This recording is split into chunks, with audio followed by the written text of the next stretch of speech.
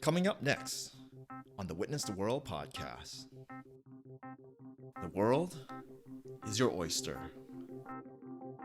I'm a strong fan of Tony Robbins because in the early days, I attended his program, Unleash the Power Within, and that gives me the breakthrough.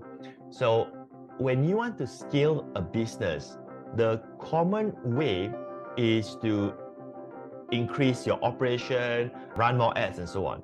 But I ask myself a different question because as what Tony Robbins have taught is the power of the questions that you ask to get the answers. So I asked myself, how could I scale more, make more money by scaling less? Now, I know it sounds sort of contradicting, but that's the question I was asking myself. How do I make more money by scaling smaller? The Witness the World podcast represents the personal views of the host and guests at the time of recording. These views may change over time.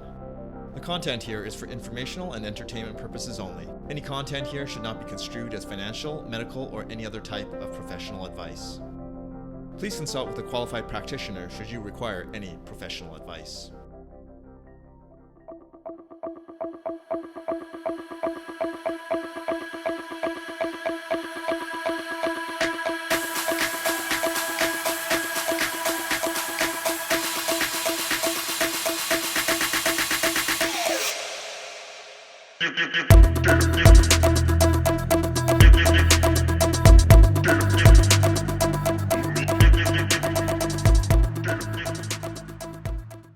Good day, everyone. Welcome to episode 19 of the Witness the World podcast. My name is Ben Choi, and today we'll be heading to Malaysia. Our guest is an internet marketing expert, a motivational speaker, and an author. Today, we'll learn about his personal journey and how he helps people elevate their online business presence. We'll also get some tips and ideas on how best to use the latest technology to level up our business. Patric Chan, thanks for joining us today. Hey Ben, thanks for having me here.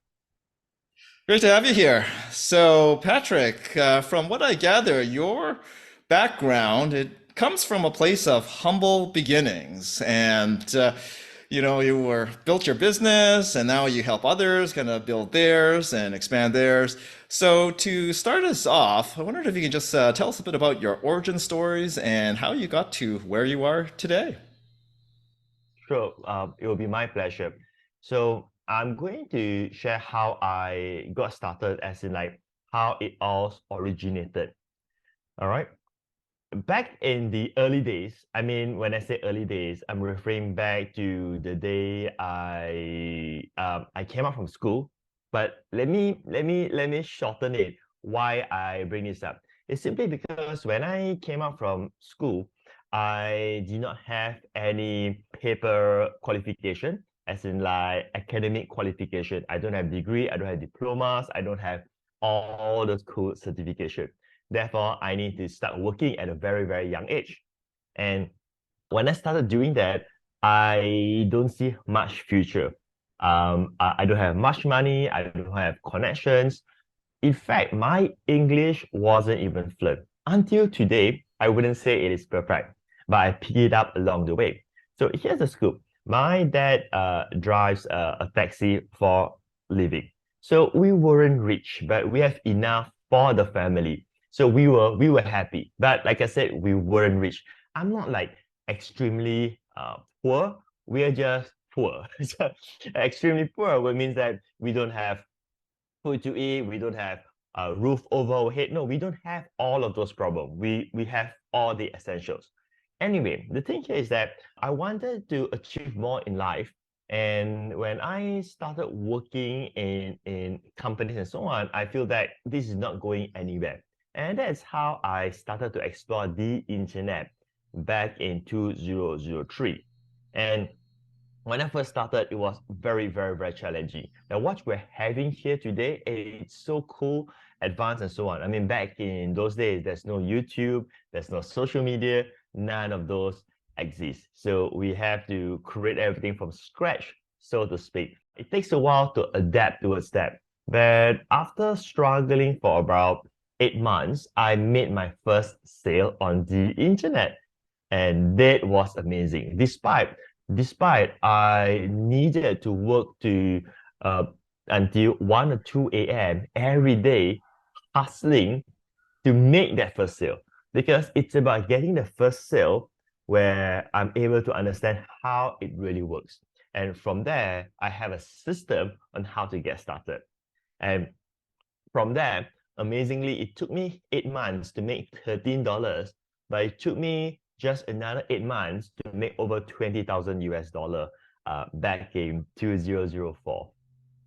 I see. Wow. Okay. So, yeah, I think you've got a great profile for what we're going to be talking about today. So, from starting from scratch, I love that, and to, building out your business to something much bigger. So, before we jump into that, though, so Patric, you're based in Malaysia, and I wondered if you could just tell our audience what it's like in Malaysia today. Mm-hmm. So, like the business climate, it's probably a little bit different than some of the other places. So for Canada, that's where I'm at.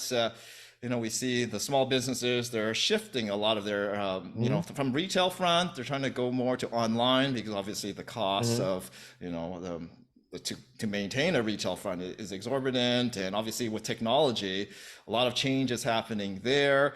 So just curious, what is it like in Malaysia? Is that something similar? And how are people, dealing with like the day-to-day challenges like inflation and just everyday living? I know inflation's a little bit less than where it Mm-hmm. is here. So yeah, I wonder if you can just give us an overview of the flavor of Malaysia, if you could. Sure thing. It's interesting that you brought this up because when I first started in 2004, I would say that as far as I'm concerned, no one was doing internet marketing. So let's bring from 2004 to where we are today. So when I started that time, I wasn't known locally simply because all my customers are from all around the world, mainly from the United States. So for the past years, I was getting customers from there and not in a local market at all. And after a while, after about a year or so, there were some people who started asking me, hey Patric, are you really making money online? I mean, how could that be possible? And that's how I branch out into the training business. I would say the education business, where I started training others on how to do the same. But when I first started, I was in the personal development niche, in a self-help niche. I wasn't teaching about marketing, business, and so on. I wasn't a guru. I wasn't a best-selling author and all this kind of stuff. And a year later, or to be more precise, about slightly more than a year later, I started to get invitation to speak on stages. And then I speak on more stages. And after a few years, I was traveling all around the world to speak at stages in United States, in Australia, in UK, in Hong Kong, in China, in Indonesia, in Dubai, all around the world, right? But even when I was doing all of that in the local market, there is no huge, I would say, advancement yet. So people were progressing, they started to know about internet marketing. Back then, AdSense just got started, affiliate marketing, some of those basic stuff. And as time goes by, the market starts to progress. And only at about 2008, or 4 or 5 years later on, I feel there's a market in the local market. And that's where I started doing my seminars. I wrote my best-selling books and all this kind of stuff. And fast forward to today, the market is filled with this education, where if you want to learn about internet marketing, online businesses, cryptos, and so on, there are so many good speakers, trainers, and so on teaching about this. But let's look at the business aspect, like local businesses. How are they adapting towards this? And the answer is yes, it's very aggressive. In fact, in the e-commerce space, most people are now buying online for their physical products. And this is also because of the recent pandemic where there's lockdowns. So people, or I would say consumers, started buying online. So like in this region, we don't use Amazon, but we have the two biggest e-commerce websites are Shopee and Lazada. Huge. They are not only in Malaysia, they're in Thailand and also in Indonesia, but more towards Malaysia and Singapore. So many individuals, or should I say, new entrepreneurs, will start to list their products in this huge marketplace and start selling on the internet. So the adaptation is definitely here. I see. So when you, because you've been around the world, you've seen how, different, economies have developed. So the adoption is there. Is it at at a quick pace, just like everywhere else, or is kind of slower adoption? And because over here we see, a lot of Mhm, places like the shopping centers and different places, they just kind of shut down and they're mhm. closing. Do you see those similar trends there in Malaysia, out of curiosity? During the pandemic, yes, definitely.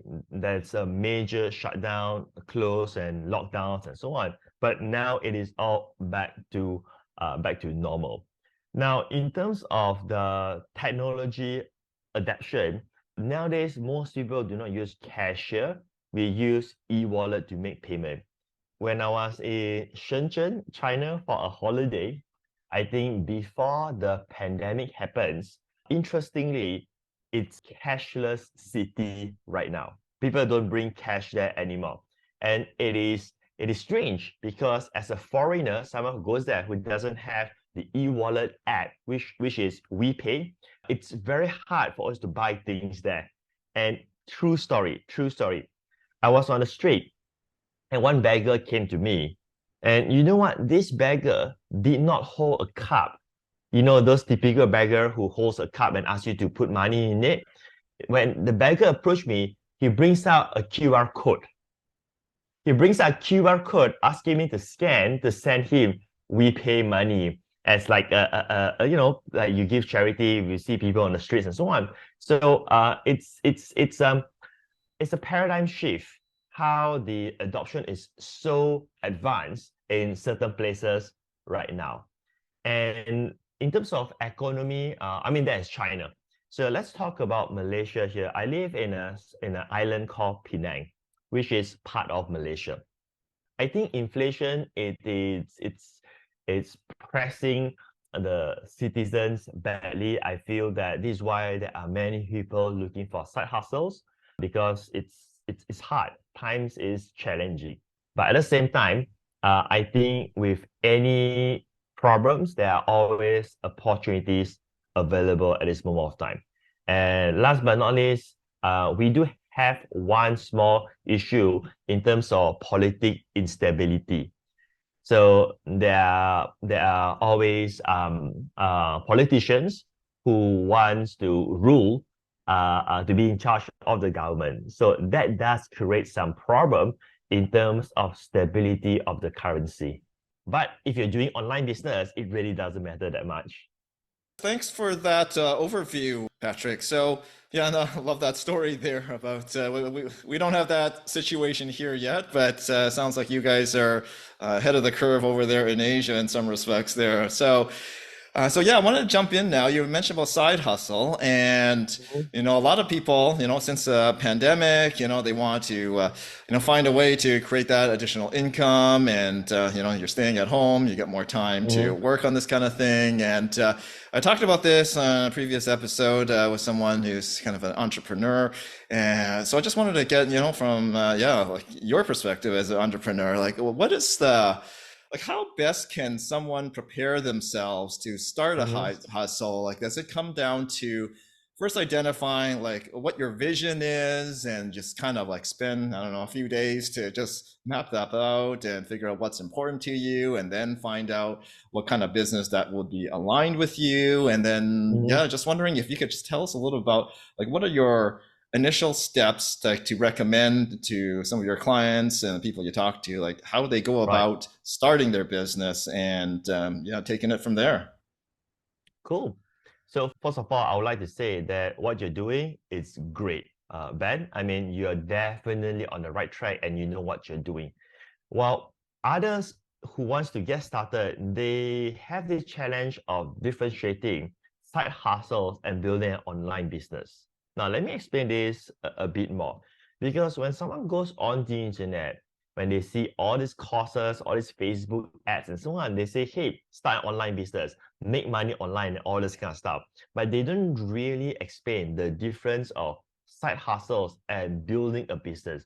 Building a business is a whole different game in comparison to doing a side hustle. So when someone wants to get started, they should be focusing on building a side hustle and then only build a business. The whole identity of building a business is that the business makes the money. Side hustle means you put in your time to make money. So it's very different game. And to build a business, it is something that is more strategic, require more resources, and obviously take up more time. If you want to start making money right now, then let's opt for side hustles. So my preferred side hustles will be more towards digital business.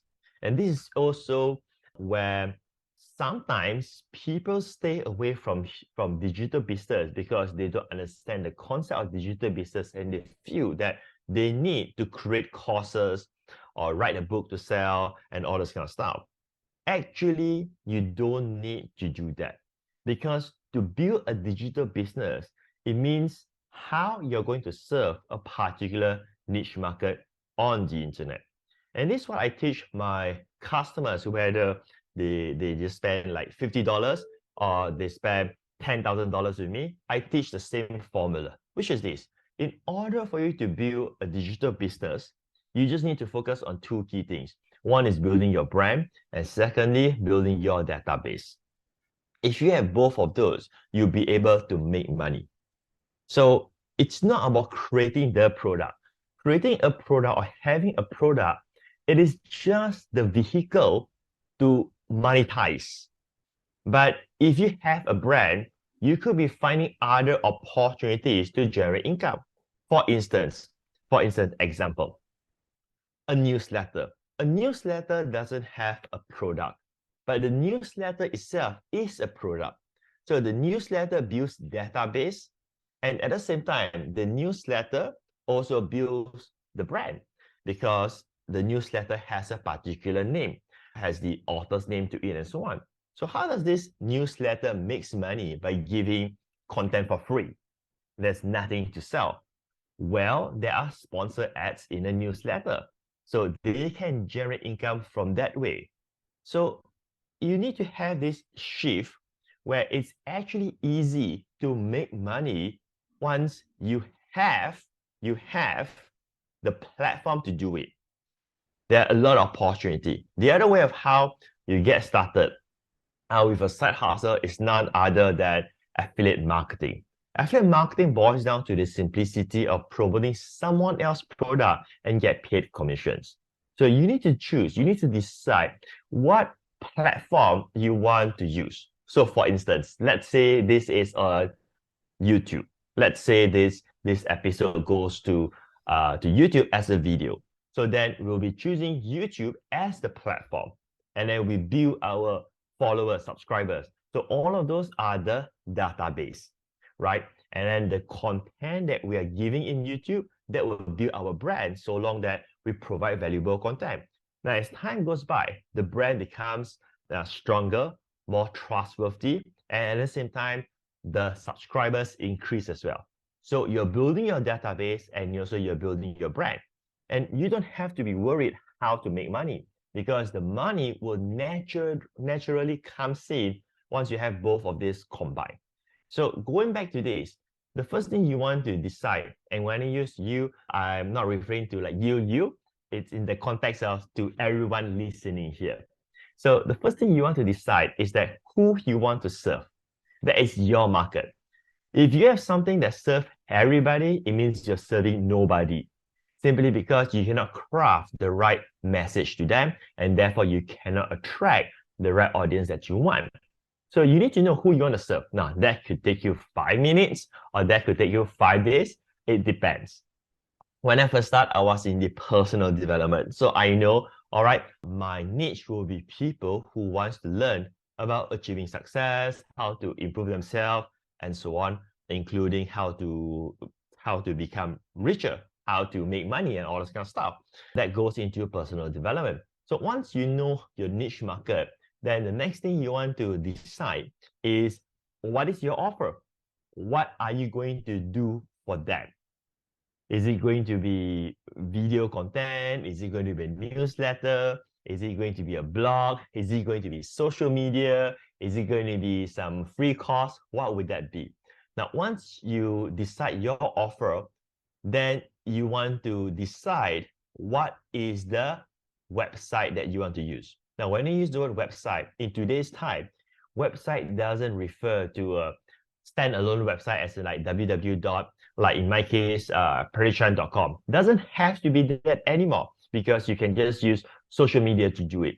You can use Facebook, you can use Quora, you can use Pinterest. My gosh, the list goes on. Choose what kind of platform you want to use to reach them and how they can consume your content. Now, only that you figure out how to drive the traffic. Now, if you look at this model, it doesn't really require you to create any product of your own. You can simply be an affiliate marketer, where you can go to certain websites to pick products to promote, and you are able to get started. Even e-commerce products. So sometimes I have students who come to me and say, hey, I have some nice products and I want to sell this product, this physical product. And I was thinking that, why would you want to do that? I mean, in order for you to sell this, you need to set up your store, or you need to write a great copy, all this kind of stuff. I would just tell them, why not, instead of you trying to sell your own product at this moment of time, why not you go to all these e-commerce marketplace websites like Amazon, and then look for a similar product like yours, and then try to promote that. If you are able to sell those, you will earn affiliate commissions. Amazon will pay you commissions. And if it's doing well for you, you have a side hustle. Then only you can consider to manufacture your products and roll it out to build a business. But you start with a simple side hustle before you build the entire business.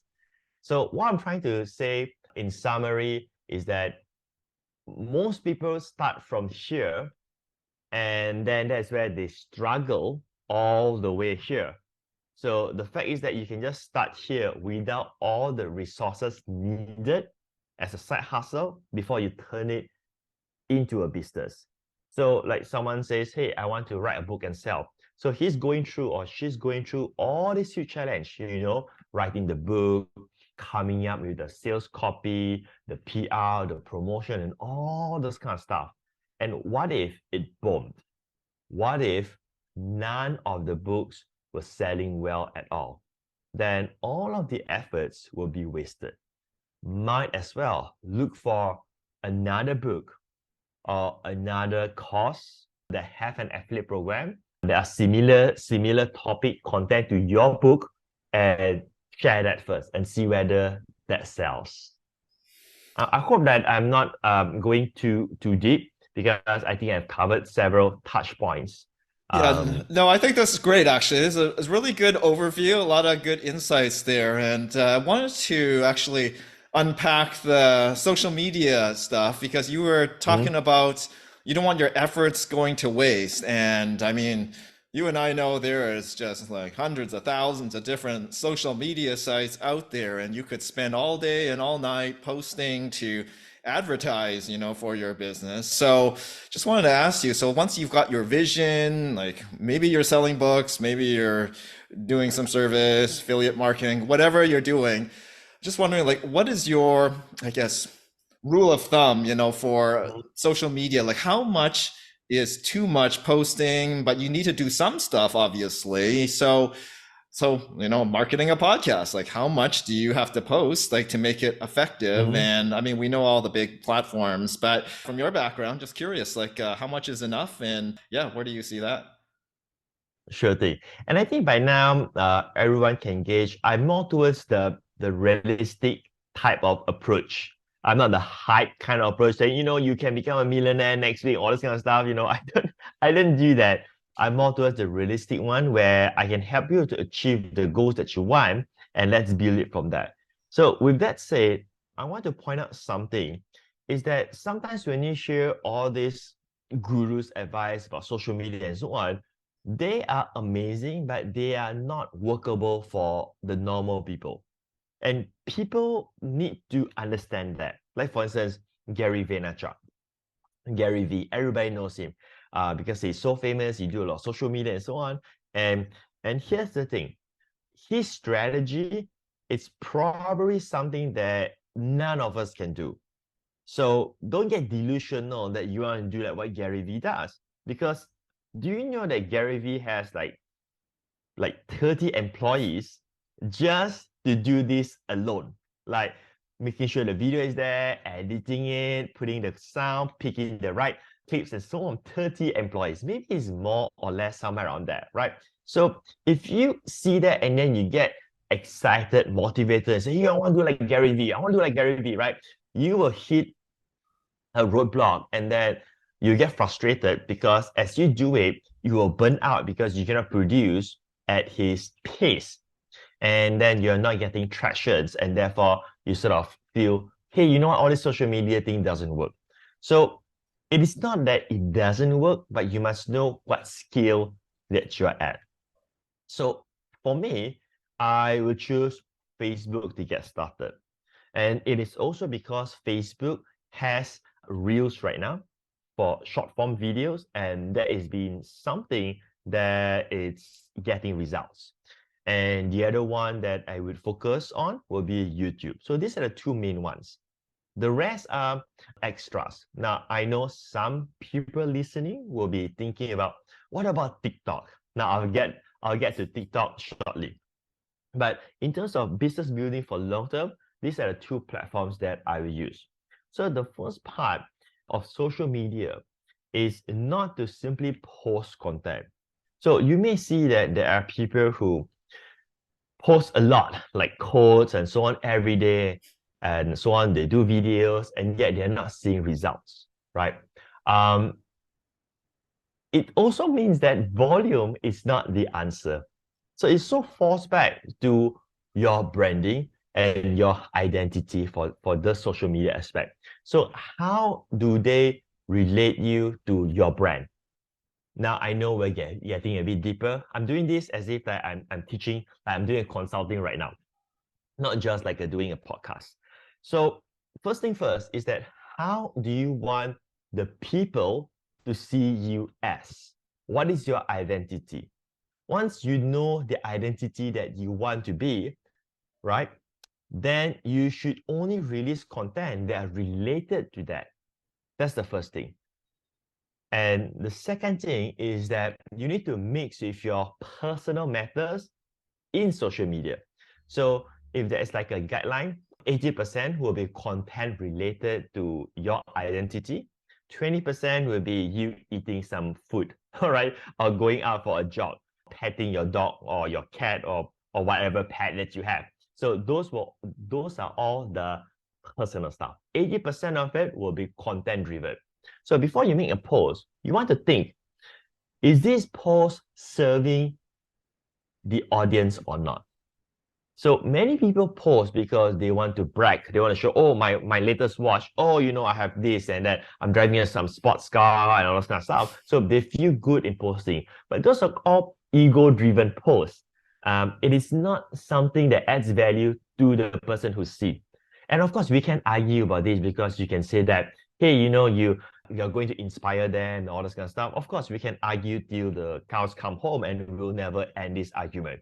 But my point is that, right, when we post, when I make a post, I'm thinking, when someone consumes this content, when they read this piece of content, when they watch this video, would it impact them and improve their life better? So that's the only thing that I focus on. I mean, you can take a look on my page or on my Facebook profile. You can see that most of the posts are related to three topics, which is my identity. One, it's about internet marketing. Second, right now, it has to do with Web3 and NFTs because that's the brand that I'm moving. And the third thing is it's about success, more towards creating wealth. So that will be the identity. And then there will be some other stuff being posted there. And when you keep on posting this, you're not going to see any results. And that's the reason why people give up. It takes so many posts until someone sees the pattern of it. And then they start to realize, I'm seeing something. Then that is where they buy the idea, then they start following you.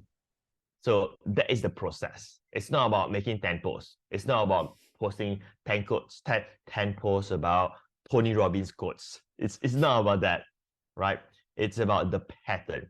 So like in my profile, I have started to get comments on strange stuff. Like, why are you posting pictures of you posting all this time? So now I know, oh, now they're paying attention. Now I'm starting to see comments or someone say, I disagree with your advice. Now I'm seeing all of this, right? If there's anything that you want to ask or wants me to clarify, or we're good. No, I think we're good there, Patrick. Yeah, thanks for that. It's not necessarily volume. You got to be strategic about it, and it has to, be consistent with your brand. Those are my main takeaways here. And yeah, that all makes sense there. So you don't need to spend, 20 hours a day posting. And if you can, No, really understand your brand, then that's probably, time well spent there, and you can focus on the other aspects of your business. So precisely. I wanted to just kind of go a little bit deeper on one aspect of I guess the marketing side of, the social media stuff, but to get the traction, the distribution for social media, one thing I'm learning about, trying to, promote this podcast, and I know other people, trying to promote their business, they learn about this thing called SEO, or search engine Mm-hmm, optimization. mm-hmm. Have a little bit of an idea about what that is, and I'm sure there's lots of people here have no clue what I'm talking about, but it sounds like that's a really important piece of like the marketing. Getting, well, first you have your posts, and then you have to find a way to drive people to the posts, and that kind of piece helps. So I wondered if you can just give us a really high level overview of what search engine optimization is and how that can help your business. Cool. So search engine optimization by default, it's usually referred to google.com, as that is like the major player in the game. So you want to be found when someone goes to google.com and key in, like, for instance, a top podcast about business, and then pop, your podcast channels appears at the top and so on. So that is search engine optimization. And in my humble opinion, I think search engine optimization, or I would just shorten it as SEO, is definitely an amazing way to get traffic. Just that I'm not focusing on that for one key reason. It's because that this require a lot of work, and it doesn't guarantee that you'll be ranked in google.com. So in other words, right? So if I want to, say, get ranked in google.com, I need to do keyword research. So I need to research for, hey, what are the keywords that people are searching in Google, and it is not too competitive. So usually they try to get ranked for low-hanging fruits types of keywords. If you are a local business, then yes, go all out on this, because the competition, it is not competitive. So if I'm in Vancouver, if I have a business in Vancouver and I have foot massage. Now, the reason why I choose a very out of the norm example is because I want to highlight here. All right. So, I mean, there are a lot of local businesses like cafeteria, coffee, and so on. But I choose foot massage because it is something that is very different. So, if you have a foot massage business in Vancouver, then you can try to get ranked or to be optimized for the key phrase called foot massage in Vancouver. And you should do that because it is not too competitive, because not many people will try to get ranked for the same keywords. But if you are doing a global business, like what I'm doing, then it's going to be very competitive because you're competing with the world. So that is not going to be the option that I want to go for. But let's say if you want, then you need to do keyword research. And there are many SEO keyword tools out there, like semrush.com, There is spyful.com. There are plenty of those in the market. So if you just Google, you can find all of those. So that's the first thing. Now, the second thing that you need to do is to create the content that are relevant to that keyword. But you cannot simply have just a page, because your website needs to be an authority website that have many pages, and you need to have a proper CMS, content management system, like a blog system, like WordPress. Anyway, if you're new to all these strange words, you can just Google WordPress. It's a platform for you to build website. And there are many other platforms out there. So you need to build this authoritative website. And that is going to require massive, massive, massive work. And once you have done all of that, there's no guarantee that you will still be ranked, simply because it is free traffic and you do not have any control for that. However, there's a so-called backdoor for SEO in today's time. Instead of trying to build that on your website, the other tactic is to create a YouTube page, or should I say a YouTube video that's optimized for that keyword. Because right now, videos are being ranked in google.com as well. So after this episode, you can try it out. And if you just go to google.com and then you search for, say, how to train your dog to jump.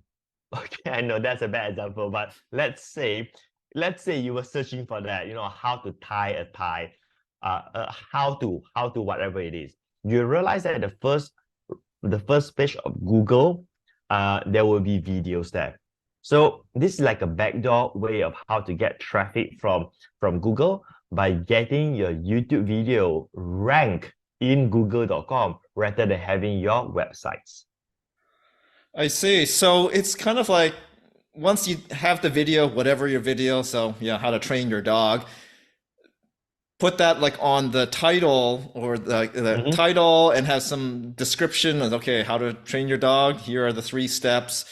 It's so critical to get the right keywords on the title, and then it'll automatically elevate it at some point. And so that's kind of the cheat way of going around and not having to do all that extra legwork on WordPress, go to blogs, doing all that stuff. And yeah, I think that's a good overview of SEO, and everybody can kind of Google the rest, but I think that kind of helps, get us started there. So definitely helps me a little bit more. So yeah, thanks, Patrick. So we talked a lot about the technology stuff, different platforms, and one new technology that has come to pass over the last year or so is artificial intelligence. And I'm very curious to get your take on it. You're on the other side of the world here, and over here in North America, and for myself, I kind of dabbled with ChatGPT, the Bard AI.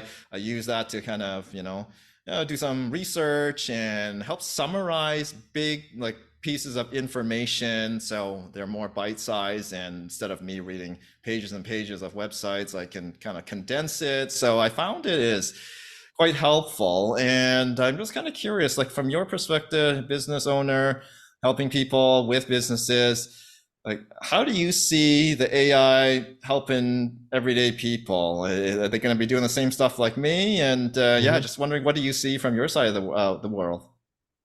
I like what you're doing with AI, helping you to speed up things, as in like you can condense the content, give you the summary and so on. I love that. I haven't tried that approach yet. So there are 2 aspects here. I believe your question has two sides of it. One, how do I use it for my personal? And the other one, how I use it for business. Am I right? Is that what you Let's cover that. Yeah. Okay, so for me, I use AI like my personal consultant. So instead of hiring a consultant, AI is my consultant. So I use that. This is for the personal aspect, usually when it comes to finance. And here's example. I would ask AI or ChatGPT to do calculations for me. So for instance, if I want to double my investment at this rate, how much I need to invest? Or if I do this, how much I would earn and all this kind of stuff. So instead of me doing my own calculation, I use AI to do the calculation for that matter. So that's one aspect. Especially when it comes to like compound interest, I could not count that. It's like impossible to understand how this compound interest work. But then I would ask AI to help me with that. So that sort of solved a lot of my financial planning. So like, okay, so if I got this portfolio and it gives me 6% return, if it's compound interest, if I put X amount of dollars, how much would I get back in 5 years? And then AI can figure that out for me. Then if I say, you know what, I think this is too little, how much incremental or percentage I need in order for me to get this output instead? And then AI does the calculation. So it's just like I'm sitting down with a financial consultant expert to help me with that. So that's one. In terms of business, mostly AI, it is used at the content creation part. So here's a secret, which is not really a secret. If you go to my page, lately you will see more short videos. When I say page, I'm referring to the Facebook page. Many of those videos are created by AI. So as a speaker, as a coach and so on, I produce so much content. I'm referring to like hundreds and hundreds of hours of content. So what I'm doing right now, I'm taking out all my content and then put inside the AI engine and say, hey, I need short clips for reels. I need short clips for shorts.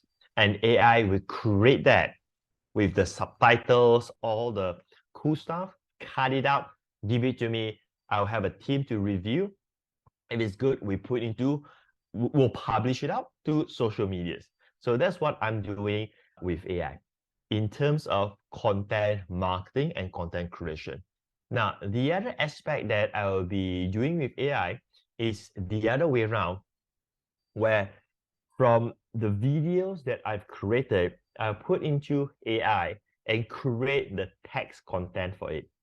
So now I can produce text content and use it like reports, books, and so on. So in short, we're using AI mostly for content marketing at this moment of time.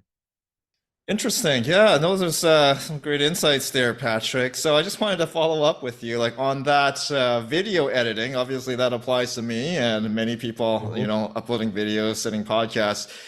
Is there a particular website or platform that you have set yourself up for that? Because yeah, it sounds like you just upload your raw Mhm. video and then you Yep. set the parameters of what you want to Mhm. do, and it will give you the best suggestions of how to chop it up and label it. Is there a particular platform that you use? Yes, I do. To the degree, you don't even need to set the parameters. You just put out the videos and AI will decide for you what content they will chop it out for you. Isn't that amazing or what? Yeah, yeah, It that is, yeah. So you can try Opus Pro, spells at OPUS Pro. That's one. And then there's another one, the Chopcast, CHOPCAST.io. Now I'm giving you these two resources because these are the ones that I've tested. And also you can get started for free to see the quality. They give you like free 60 minutes or 2 hours or something like that. And you can get started. Excellent. Yeah, thanks, Patrick. We'll add those items on our show notes later so Mhm. everybody can check it out and give it a try. So, yeah, no, Yeah. that's great stuff. So, I wanted to kind of pivot over to one more piece of technology. This is something that you're getting into now, and it's Mhm. something relatively new as well. It's called NFTs, or non-fungible tokens. So I know a little bit about that, and pretty sure there's a lot of people that don't have an idea what they're all about. So first off, I want to test my own understanding of NFT. So just bear with me on my explanation of something here. So I was listening to some of your content and explaining about like how an NFT can help a business, and that's kind of where I'm going with it. So let's say I have a book business. I'm selling books or selling artwork.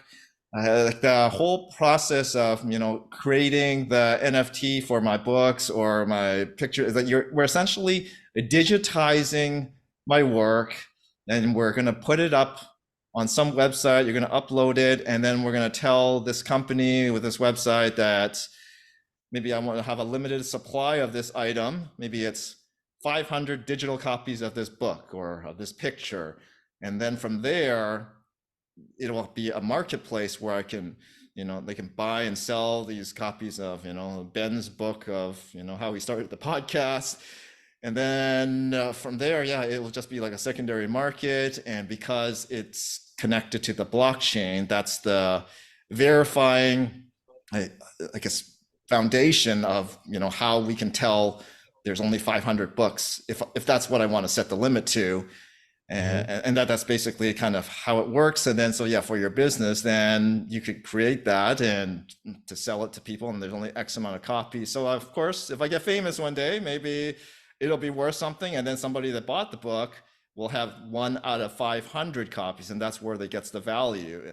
Am I understanding that correctly on a high level? I'm just curious. And then, yeah, if you can just give us an overview on what NFTs are all about and how they can help businesses.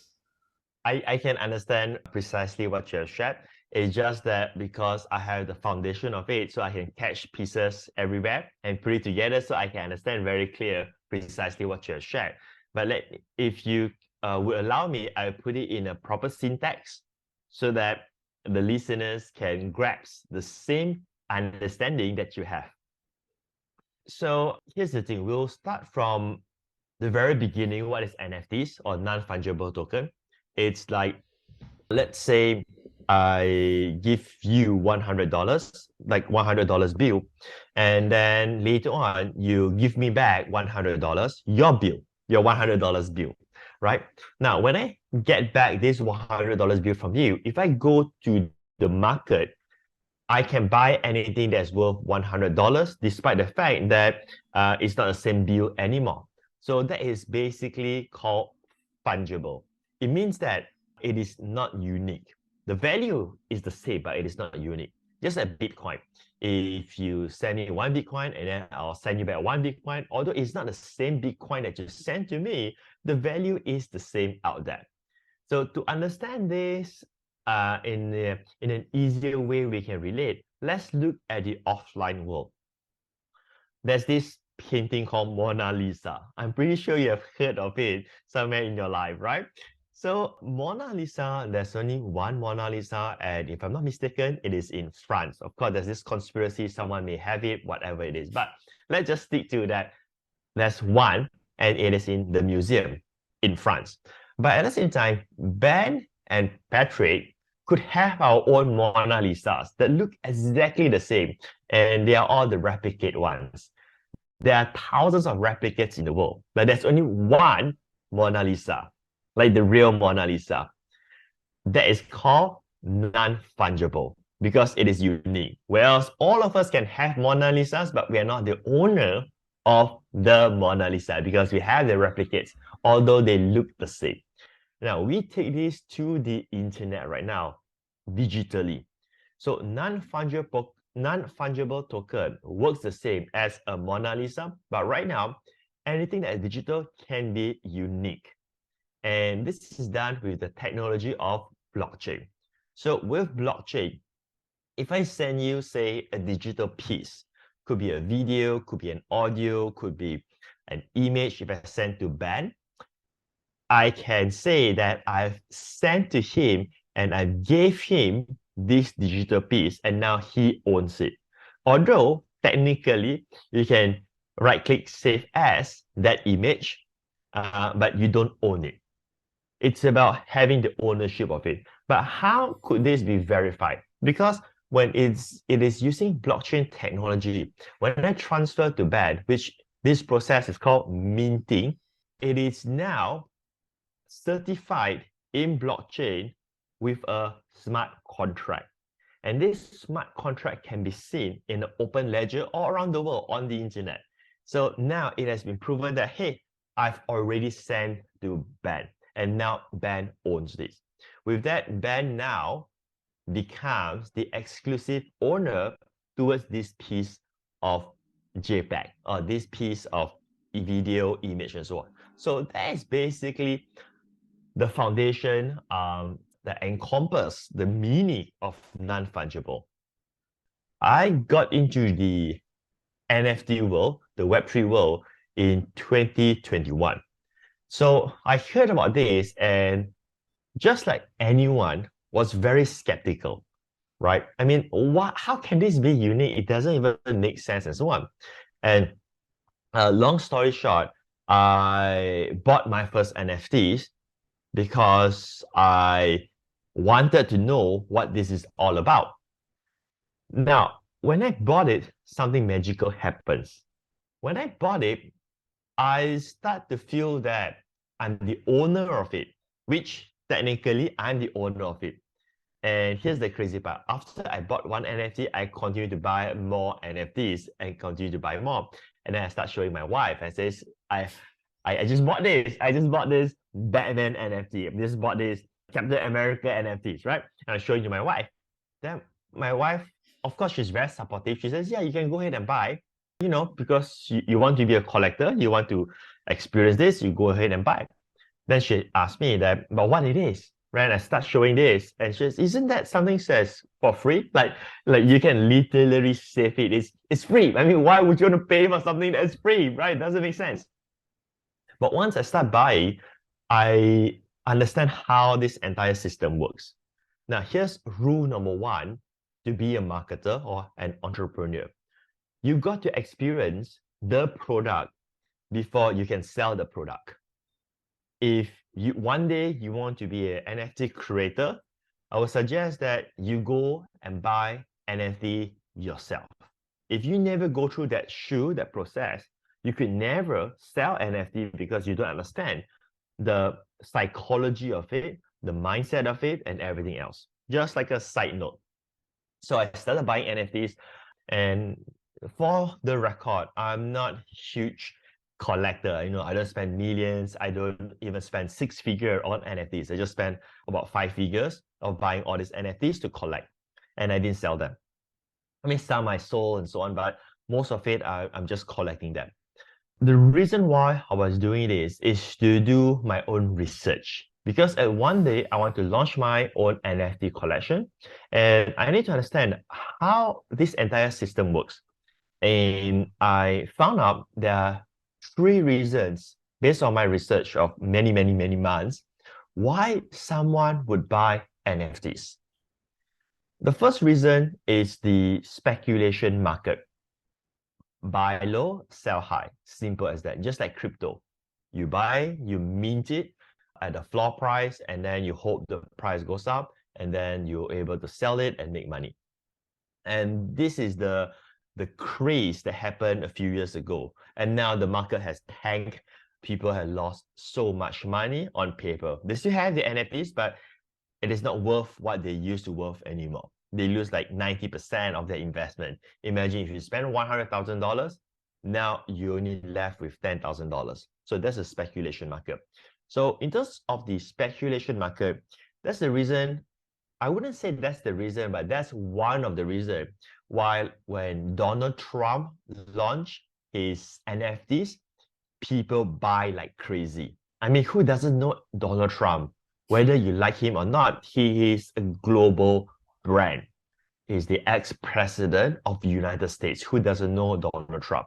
So the psychology is that, okay, if I buy right now, and once it goes up, if I sell, if I let go, I could make money. Now, that could be one of the reasons, and that's the reason why when the NFTs was launched, the price goes up and then it drops down very bad. Because once they make money, they'll let go. It's like a musical chair game when we were kids. Those musical chair, you when the music stops, you need to find a seat. So it's the same process. If you could not find a seat, if you could not find a seat, you are shit. Yeah, that's what I'm trying to say. So I got tongue twisted there. So the same thing, you hold the NFTs, and when the market tanks, if you could not sell it, then you're stuck. Speculation market. But it was a huge craze. My God, there were so many people making so much money from that. Anyway, there's nothing wrong with it. It's not about right or wrong. I mean, that's the reason why people buy. Second reason, they buy for the quote unquote bragging rights. The famous NFT would be Bored Ape. The NFT with the ape face.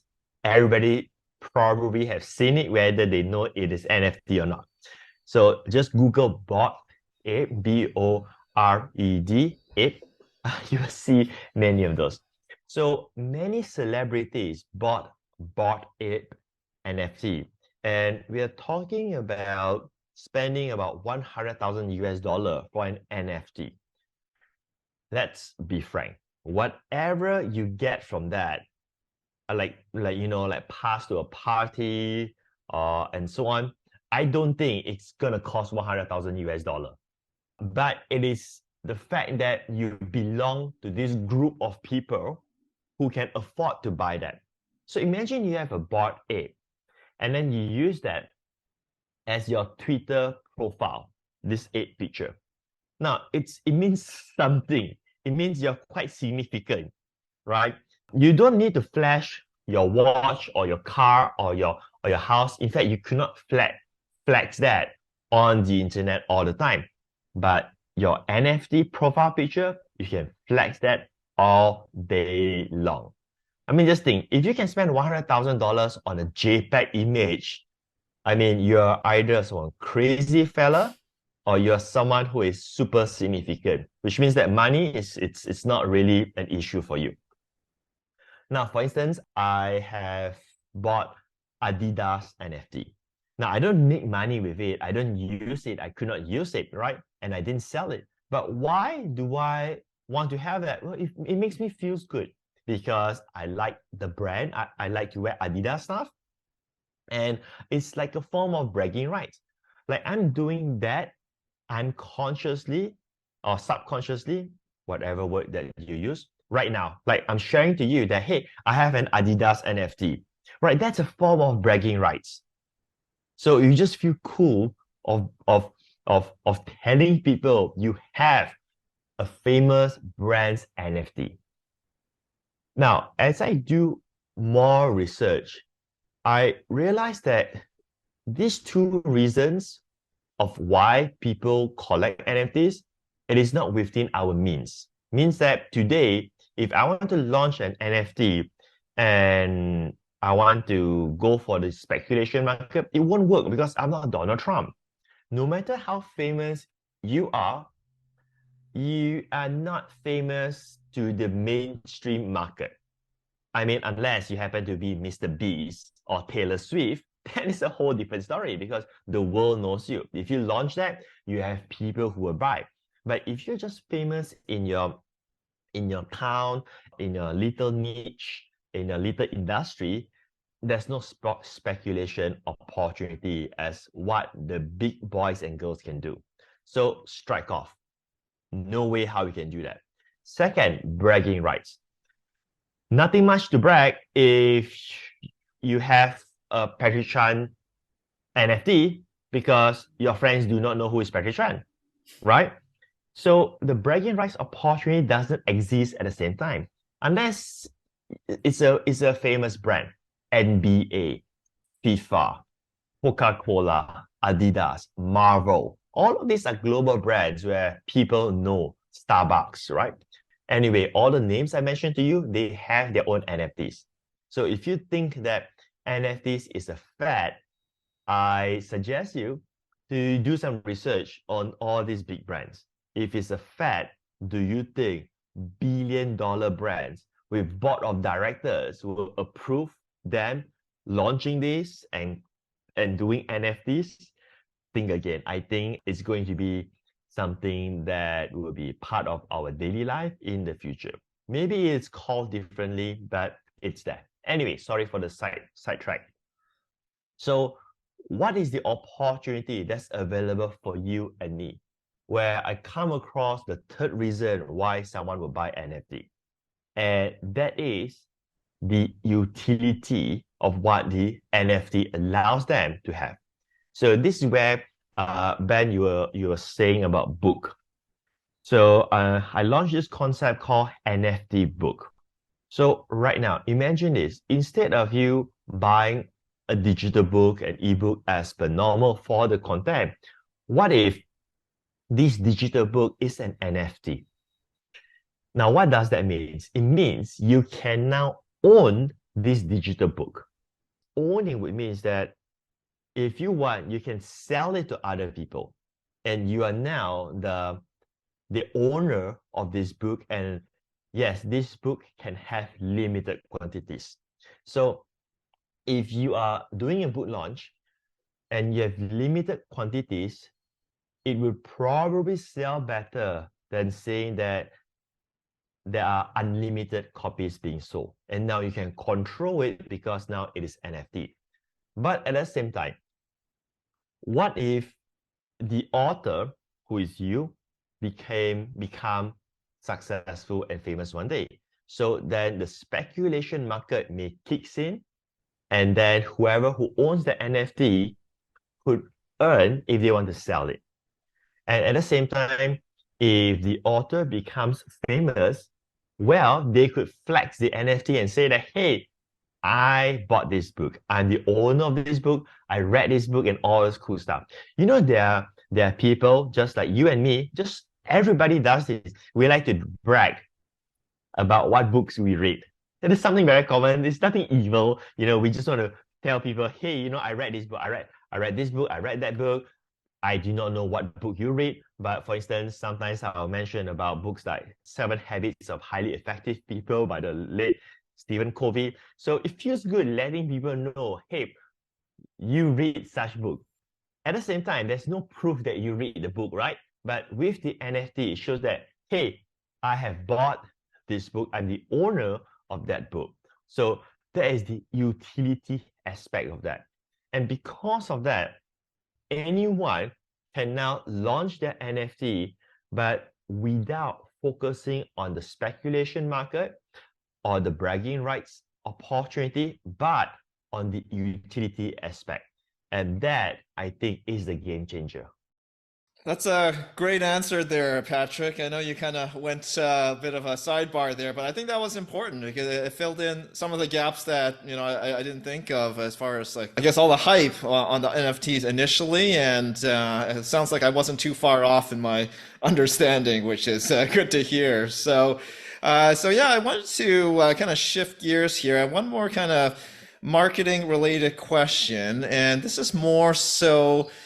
I would say marketing strategy kind of question here. And so you've touched base on, a lot of different of the technology stuff. And so for strategy wise, I wanted to just kind of get your take on things. So one thing that I wanted to know if you know a little bit about, like, here in North America, and more specifically in the United States, there's been a company, Bud Light. I don't know if you've heard about their marketing campaign that kind of went south, and they're kind of in a position where they want to market their product to, I guess a niche market. And by doing so, they've kind of alienated the new market, and they've also alienated their existing market. And I mean, we won't get into like guess all the political social stuff here, but I'm just kind of curious in general, when you're doing marketing, and if you're doing like specific targeting on marketing because you think there's a certain group that maybe might find your brand more appealing or useful, what is your approach to marketing? You just market out like to everybody if you're brand new, and then once you've established specific clientele base, then it comes down to understanding your client base and marketing the new products to them to make sure that you keep your existing customers happy. And then if you want to move on and market to other new groups there, then you do your research and then you kind of go from there. So yeah, I was just wondering, what are your general thoughts and marketing strategy and what to do, what not to do, and if there's any lessons to be learned from the Bud Light thing, if you're familiar with that. Right. So I'm trying to see how best I can impart this opinion. So it's easier for me to share like how I would do marketing for my business, if that's okay. let's look at it this way. Break it down into three categories of your customers. So there's the first one is called the super hot customers. The super hot customers are those who knows what is their problem and they are deciding which product can solve their problem.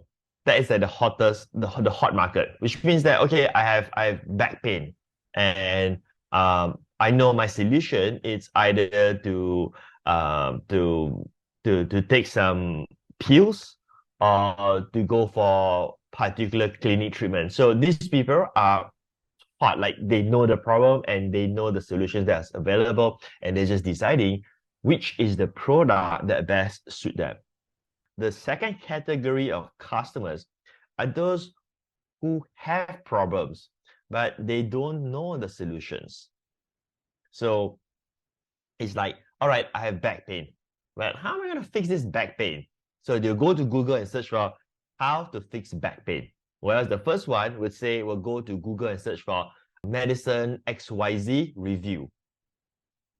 The super hot and the hot market, this is where most marketers are trying to get in. And that's where it becomes very competitive. That's where the ad cost is very, very high. Now, there's a third layer of customers are people in that niche that may not have the problem yet.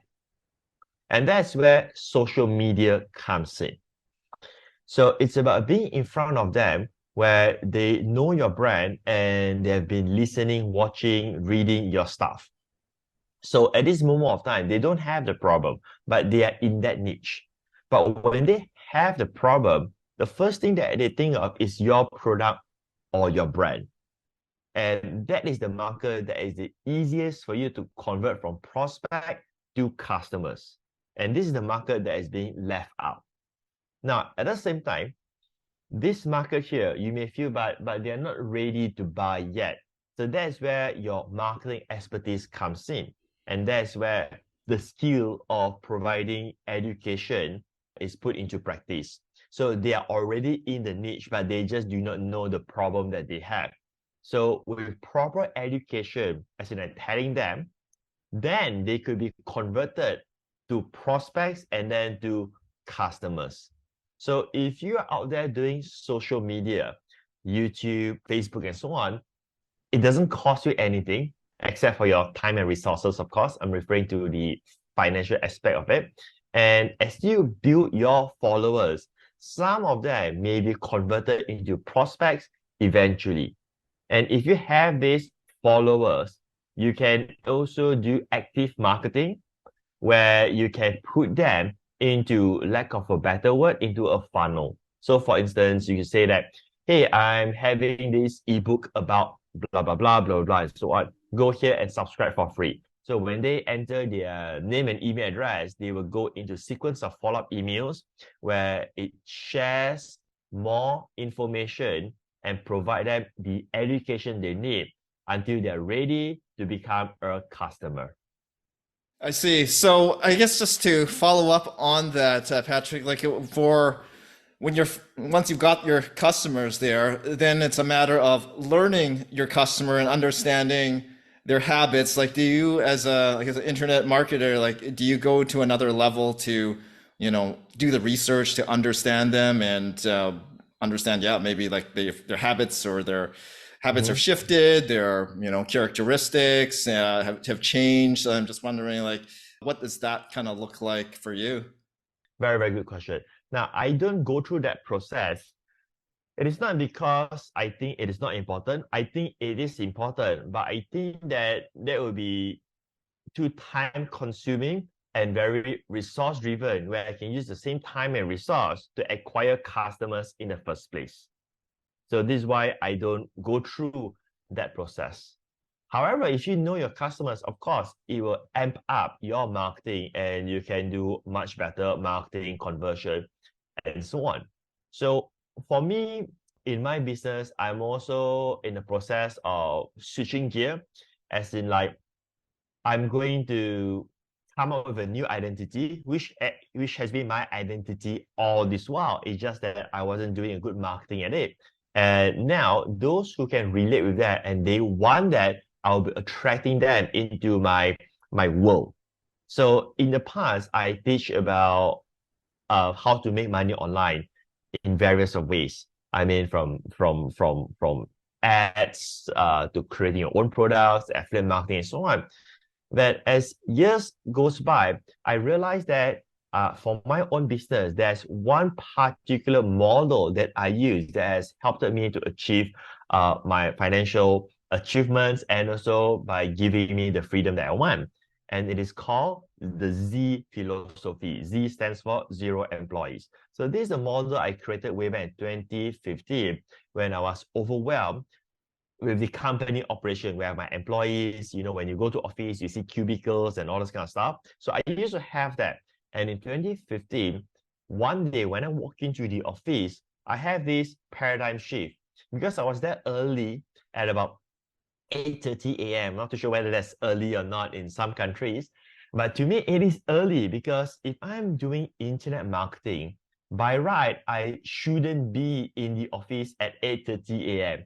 And I remember when I walked in there were many of the employees started asking me questions that, should I do this? Should I do that?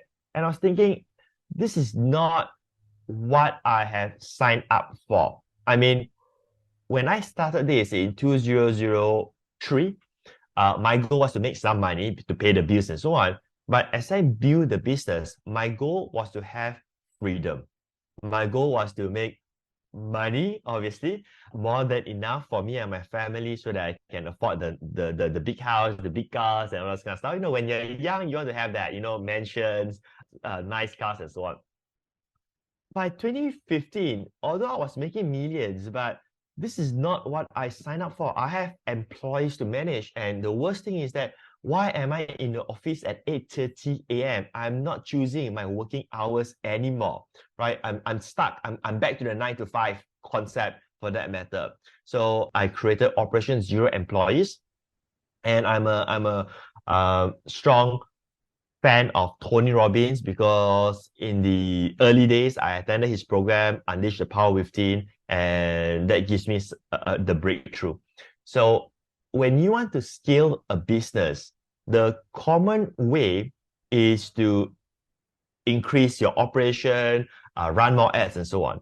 But I ask myself a different question because as what Tony Robbins have taught, it's the power of the questions that you ask to get the answers. So I asked myself, how could I scale more, make more money by scaling less? Now, I know it sounds sort of contradicting, but that's the question I was asking myself. How do I make more money? By scaling smaller. So it took me about 60 days to create the entire SOP and so on. And then I let go all my employees, I closed the office and all this kind of stuff. And I was making more money. I gained back my time. And that's where it all started.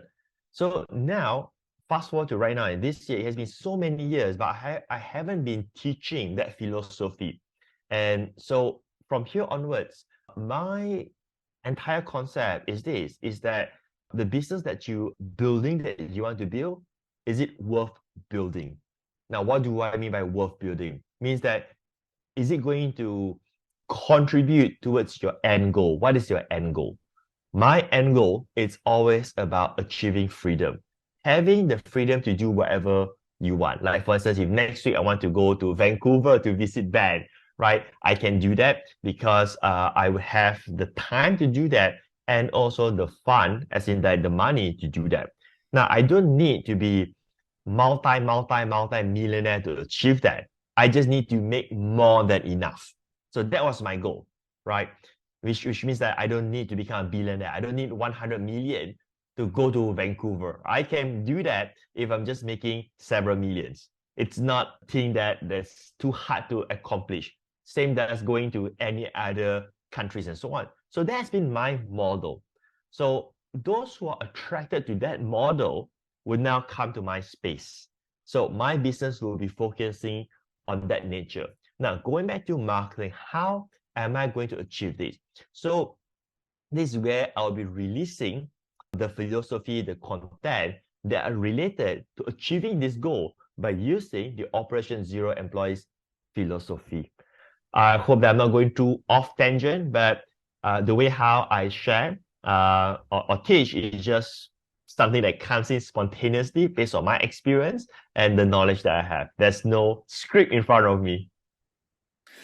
No, that's good, Patrick. No, I like that personal example. I mean, the key elements that I kind of took away from that is like you want to stick to your vision. If your vision does change, then you want to stay the course because you're going to attract the people or customers, that you want to attract because you're on this path, you're on this vision, and that's kind of the way forward for you as, based on your background. So yeah, no, this is some good thoughts there. So we covered a lot today, technology stuff, some strategy stuff. And as we wind down this podcast, I always ask my guests a two-parter question. So here goes. What are you most grateful for? And what are you most looking forward to in the future? Wow. I have so many things to be grateful of. So I'm just thinking of like what is the most grateful aspect of it. Well, I think that it's the overall blessings that I have. I'm very grateful for the family that I have. I'm married to the right person, my soulmate, my wife, and I have 3 children. And I'm very grateful for what I have because I think without them, my life wouldn't be as meaningful as today. And I'm just grateful that I am able to accomplish what I've accomplished by starting off as an underdog.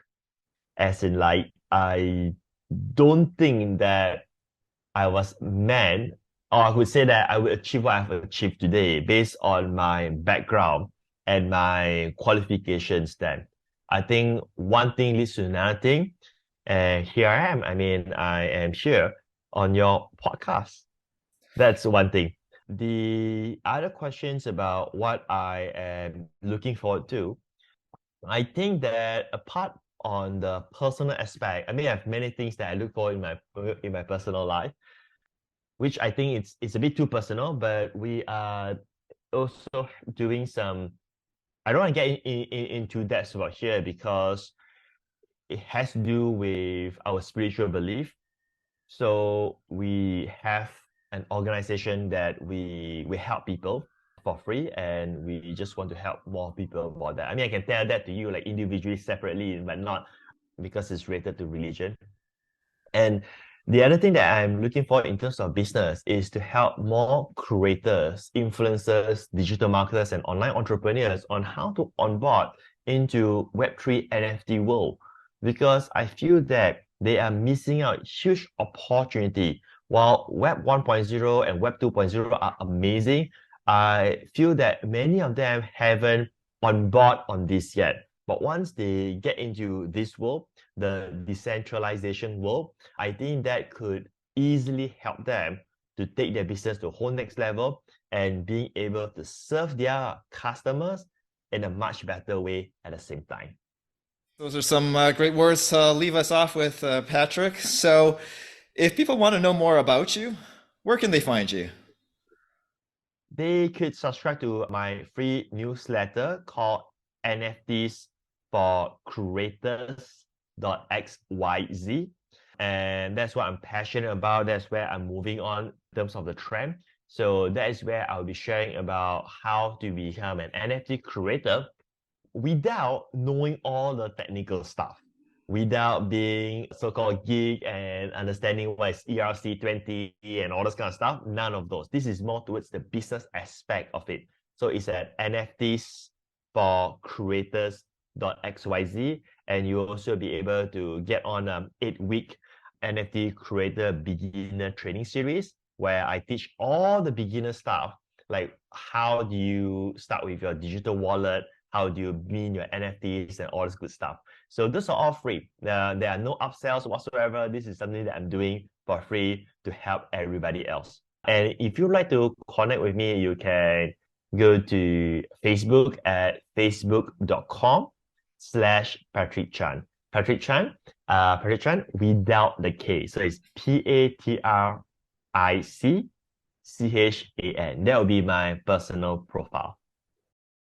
Thanks, Patric. We'll be sure to add those details to our show notes. So that's a wrap for episode 19. If you like this episode, please give us a thumbs up or hit the subscribe button below. If you didn't like this episode, give us a thumbs down, but please do tell us why with a comment below. If you have any other feedback, suggestions, or ideas, you know what to do. Thanks for joining us, and namaste, everyone.